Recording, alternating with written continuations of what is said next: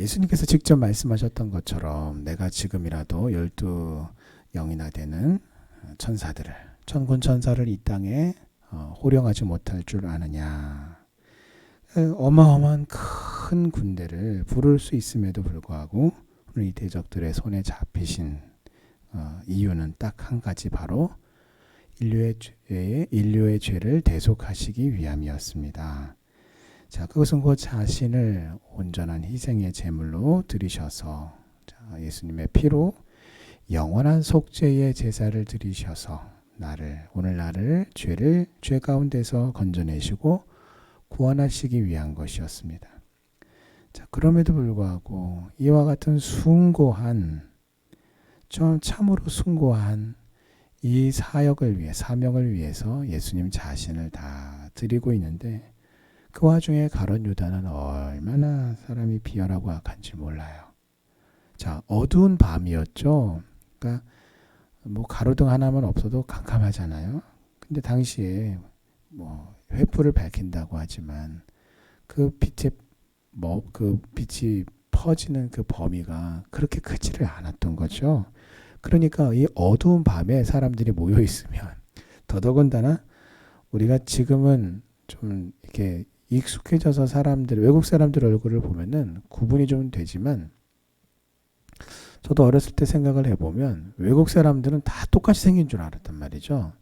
눈이 푹 들어가고 코가 툭 튀어나오고 생김새가 다 비슷하게 생겼어요.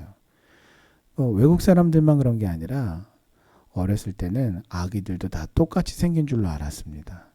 그런데 나중에 커서 보니까 다 다르게 생겼더라고요.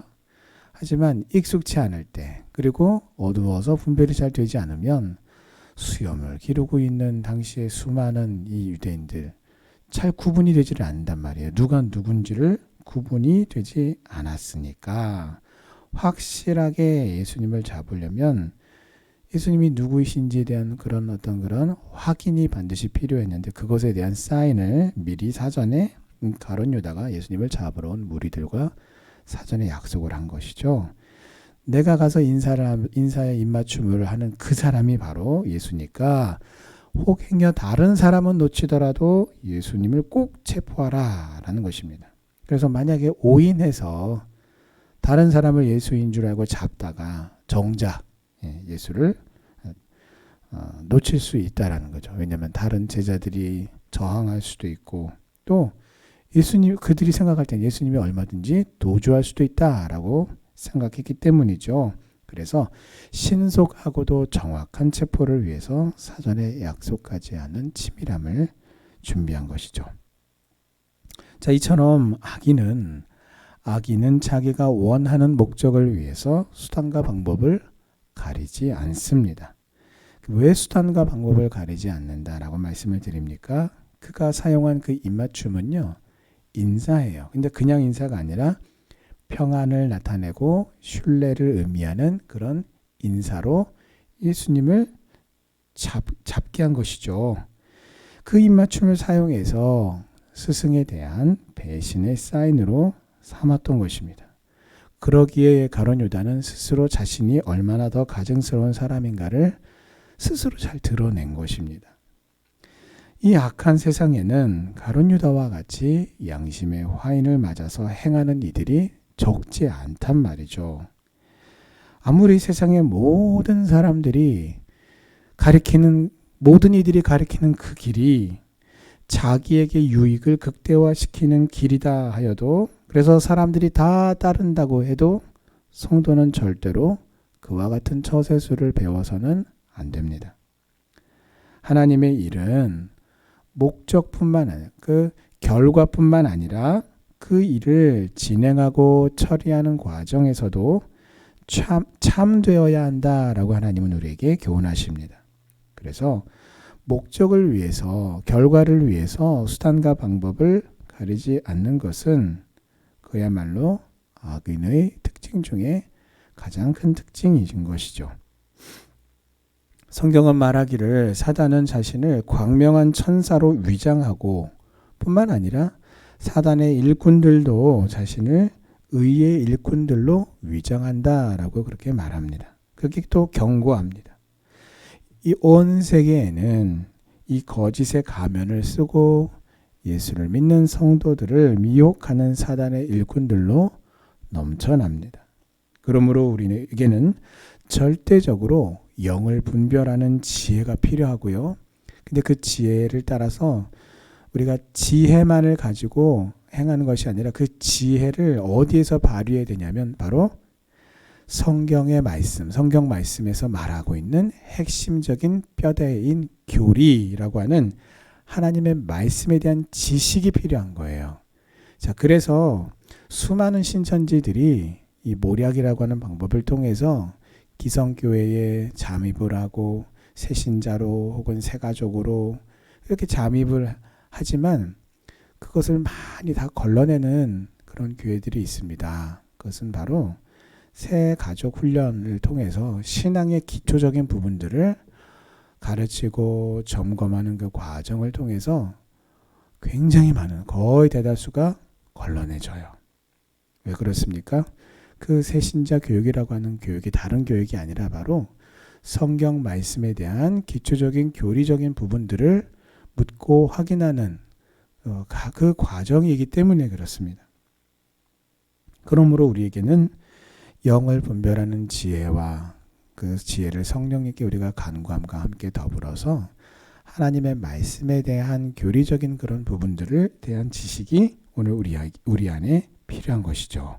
그래서 하나님의 말씀과 다르게 행동하는 자들을 보면서 그들이 스스로 자신을 아무리 하나님의 위대한 거룩한 일꾼으로 종으로 위장한다 해도 분별해냄으로써 그들을 멀리하고 교제를 삼가야 할 것입니다. 자, 지금 예수님께서 잡히시는 바로 이 자리에는 참으로 다양한 욕구를 가진 사람들이 다 지금 한 자리에 모여 있습니다. 그런 측면에서 보면 참 재미있는 장면이에요. 첫째로는 예수님의 제자들입니다.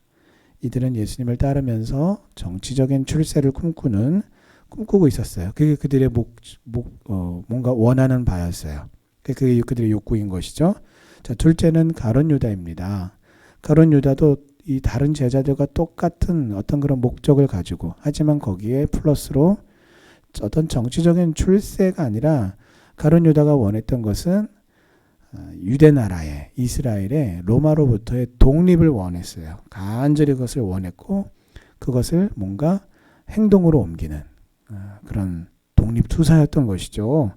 근데 예수님과 함께 지내본 결과 자신의 그 꿈꾸던 그 꿈에 예수님이 이게 부합하지 않다라는 것을 깨닫게 되었습니다. 그래서 예수님을 실패한 사람으로 규정을 짓고 자신에게 유익을 끼치는, 예수님은 이미 아웃이에요. 그러니까 그 상황에서 자신에게 유익을 끼치는 그 일을 지금 추진한 것이죠.